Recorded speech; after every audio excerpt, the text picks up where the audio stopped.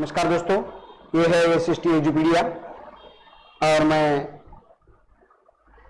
Doctor Sanjay Sheshat, SST college of arts and commerce Ulhasnagar में मैं आपका हार्दिक स्वागत करता हूं। आज के हम इस पाठ में कक्षा हिंदी के 12वीं कक्षा के लिए हिंदी विषय के रिंद के दोहे इस पाठ की ओर जाएंगे। प्रस्तुत पाठ रिंद जी ने ये पद्य है और माना जाता है कि कवि परिचय में कवि रिंद जी का जन्म 1643 को मथुरा में हुआ।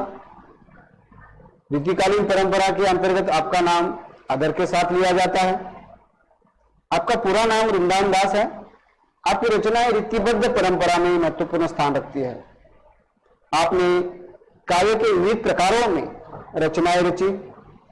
12 मासा में आपने 12 महीनों का सुंदर चित्रण किया है, तो एमक सत्संग में विविध प्रकार से एमक अलंकार का स्वरूप स्पष्ट किया है। आपके नीतिपरक दोहे जनसाधारण में बहुत प्रसिद्ध है और लोक व्यवहार में अनुकरणीय है। आपकी भाषा सहज सुंदर तथा लोक भाषा से जुड़ी हुई है।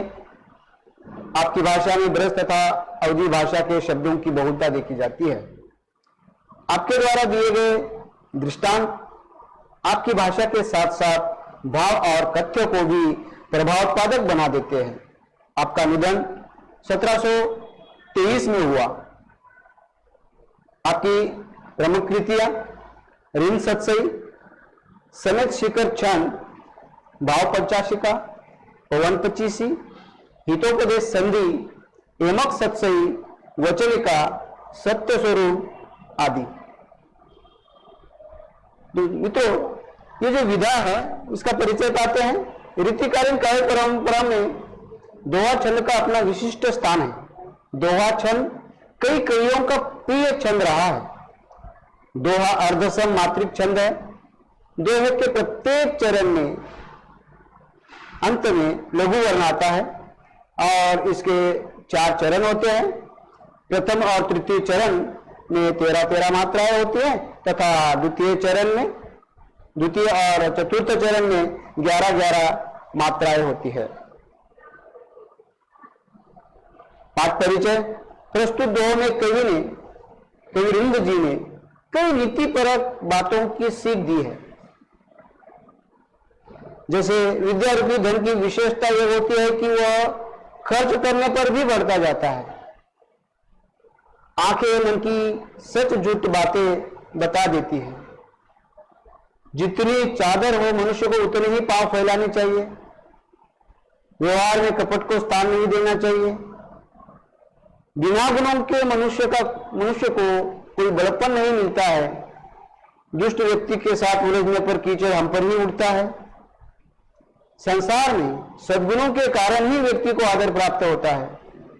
कवि रिंद के दोहे पाठकों को व्यावहारिक अनुभवों से परिचित कराते हैं, जीवन का सच्चा मार्ग दिखाते हैं। तो आइए इसमें रिंद जी के दोहे में पहला दोहा लेते हैं। जैसे उन्होंने कहा कि 4 चरण होते हैं इस दोहे में और दोहे का पहला और तीसरा जो चरण है वो 13-13 मात्रा का होता है और दूसरा और चौथा 11 मात्रा का। आइए दोहे को समझते हैं। सरस्वती के भंडार की बड़ी अपूर्व बात, जो खर्चे त्यों तो बड़े बिन खर्चे घटी जात। सरस्वती यानी ज्ञान की देवता। अगर ज्ञान हमारे पास है, किसी के पास है, किसी व्यक्ति के पास है, अगर वो किसी को नहीं देगा, किसी को नहीं बताएगा, तो क्या होगा? वह ज्ञान जो है, मतलब उसने खर्च ही नहीं किया, उस ज्ञान को किसी और को नहीं बांटा, किसी और को नहीं दिया, तो क्या होगा? वह अपने आप ही खत्म हो जाएगा, घट जाएगा, कम हो जाएगा या लुप्त हो जाएगा। हमारे देश में हमारी परंपरा के अनुसार पुरातन समय में हमारे ऋषि मुनियों के माध्यम से जो ज्ञान मुखोद्गत होता था वो एक पीढ़ी से दूसरी पीढ़ी तक, यानी इस तरह से यहां तक आया। तो इसका मतलब होता है कि उनके पास जो ज्ञान था उन्होंने दूसरे को समझाया, दूसरे को दिया, दूसरे ने तीसरे को, और इस तरह से चलता आया। अगर किसी को बताया नहीं होता तो फिर वो ज्ञान आज हमारे पास नहीं होता। दूसरे दोहे में बताते हैं कि नैना देते बताए सब ही ये को हेत अहेत, जैसे निर्मला रसी बली बुरी कही देते। व्यक्ति, भगवान ने हमें जो आंखें दी है, आंखों में पानी आता है तो समझ जाते हैं कि हम ये दुखी है, आंखों में खुशी दिखाई देती है मान लेते हैं कि ये आनंदी है, इसे किसी बात का गम नहीं है। लेकिन अगर आपके मन में, आपके हृदय में कुछ चल रहा है, अच्छा बुरा जो भी रहेगा वो आपकी आंखें बता देती है। आप भले कितना झूठ बोलो, कि भले आप किसी को मत बताइए, अपना दुख किसी को मत बताइए, फिर भी आपकी आंखों में कोई देखकर बता देगा कि आप आज किस परिस्थिति से जा रहे हो, या खुशी में हो या दुख में हो। जिस तरह से आईना हमारे सामने होता है और उसके सामने हम देखते हैं आईने में, तो क्या होता है कि हम जैसे है, जो है त्यों वो हमें दिखा देता है। इसीलिए निर्मल आरसी जो होती है बड़ी बुरी कही देत। अगले दोहे में वो बताते हैं, रिंद जी ने नीति परक पूरी तरह से जीवन के नीति सार अपने अनुभवों के माध्यम से, और हम ये जीते हैं।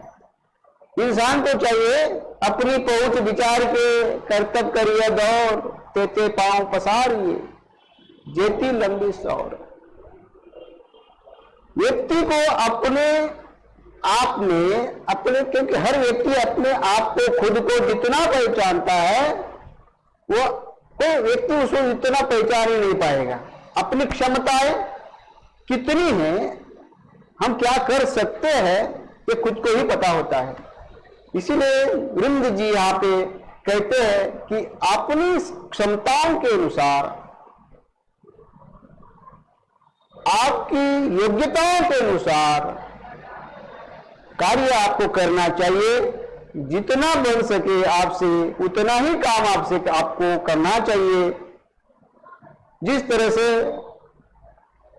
सौर यानी चादर जितनी है उतने ही हमें पैर पसारने चाहिए, नहीं तो क्या होगा, चादर छोटी हो जाएगी, पैर लंबे हो जाएंगे। तो इस तरह से, इस परिस्थितियों से बचने के लिए हमें अपने आप को ठीक से ढालना होगा, समझना होगा।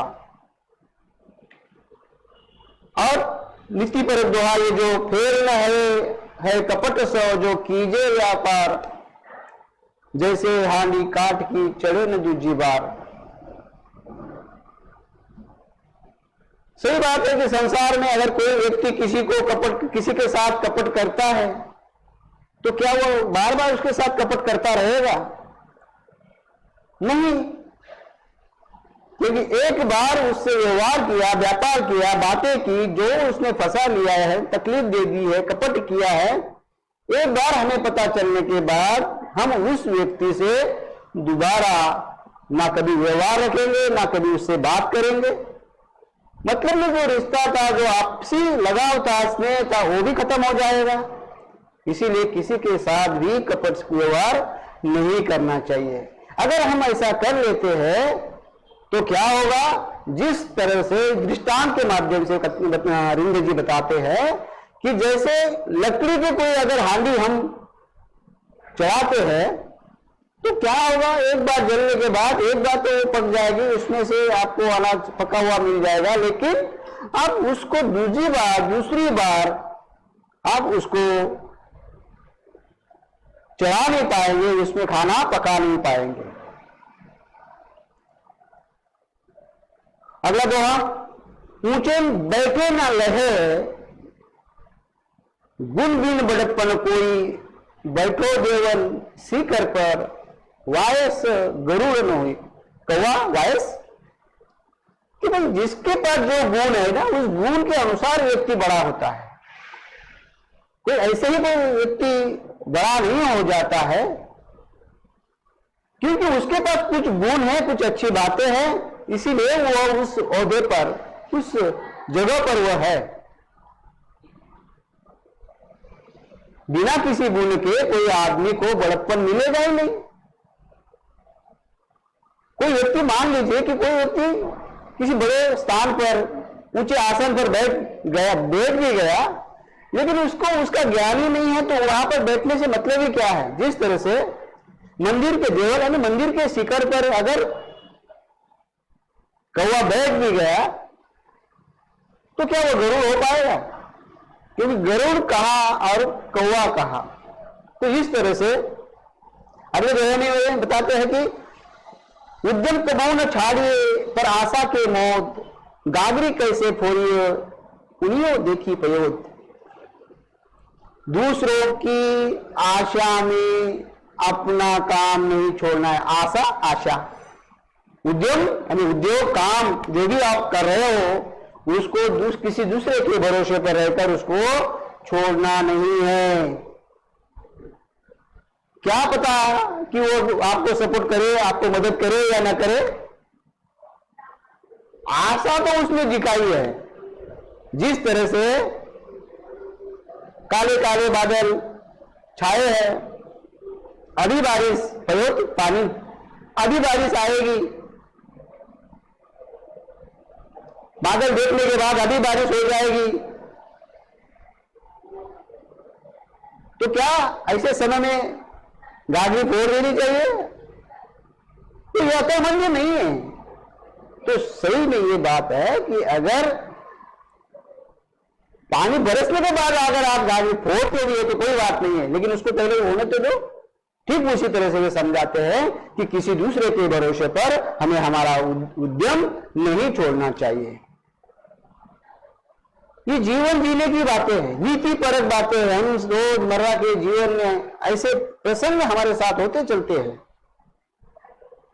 रिंद जी आगे बताते हैं कि कछु कहीं नीच न छेड़िए, बोलो न वाको संग। वाको यानी उनका संग अच्छा नहीं है। जो गलत लोग हैं उनके साथ आपको छेड़छाड़ नहीं करनी है, क्योंकि आप भले अच्छे हो लेकिन उसके साथ लगने से कोई मतलब नहीं है। जिस तरह से कि अगर आप कीचड़ में पत्थर डालने के बाद होगा क्या कि कीचड़ उछलेगा और आपको ही वो आपका अंग बिगाड़ देगा, खराब कर देगा, कपड़े गंदे कर देंगे। तो उसी तरह से कुछ लोग ऐसे होते हैं कि उनके साथ लगने से, उनके मुंह लगने से, उनको छेड़ने से आपका भला होने वाला नहीं है। तो कभी कभी मौन के रूप में ऐसे लोगों को छोड़ना है और वहां से निकल आना है। जो पावे अति उच्च पद को ताको पतन निदान, जो तपी तपी मध्यान्ह लो अस्तु होतु है भान।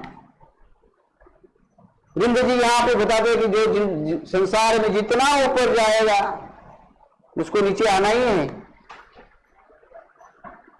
क्योंकि जिस तरह से सुबह होती है शाम भी होती है।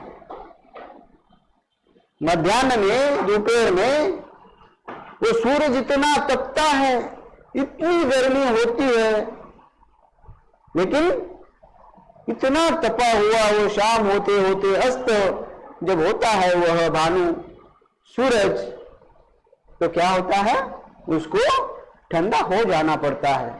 इसीलिए अगर आपके पास कोई पद है, कोई प्रतिष्ठा है, आप कुछ कर सकते हो, तो आपको दूसरे के फायदे के लिए, मदद के लिए कुछ करना चाहिए। क्योंकि क्या है कि आज वो स्थिति आपके पास है, वो कल भी रहेगी या आगे कितने दिनों तक रहेगी इसका कोई भरोसा नहीं होता है। आगे के दोहे में जो जाको गुण जान ही सोती ही आदर देत, कोकिल अंब ही लेत है कागज बोरी लेत। अर्थ जानते कि जिसको जो गुण प्राप्त है उस गुण के कारण उसको सम्मान मिलने वाला है। आज अमिताभ बच्चन जी जो फिल्म इंडस्ट्री में है, उनका नाम है, उनके पास वो गुण है, तो उनको कितना सम्मान मिलता ही रहता है। और सही बात है, क्योंकि वो उस हकदार है, वो गुण है उनके पास, वो कला है उनके पास।